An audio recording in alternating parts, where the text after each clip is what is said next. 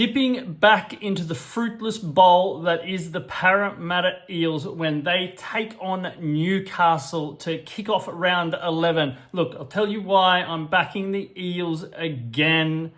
But first, if you're enjoying our tips, don't forget, subscribe to the channel and chat with us during the weekend about who you think's going to win each and every match. And don't forget to write why.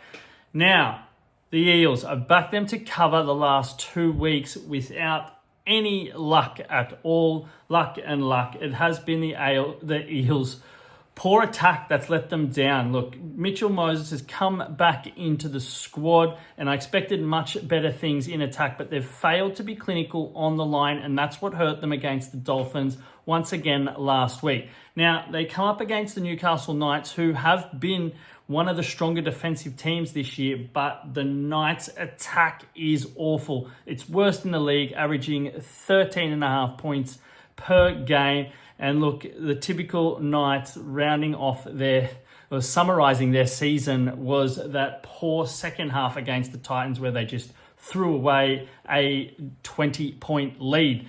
But back to this game, look, Zac Lomax comes back, and the combination between Mitch Moses and Zac Lomax was one of the big reasons why the Blues won against Queensland in last year's Origin. So, backing the Eels to cover as the 2.5 point underdog, and Zac Lomax and Moses to be the reason why they do win. They'll find enough to score enough points against the Knights, who they've actually beaten in 6 of their last 7 games.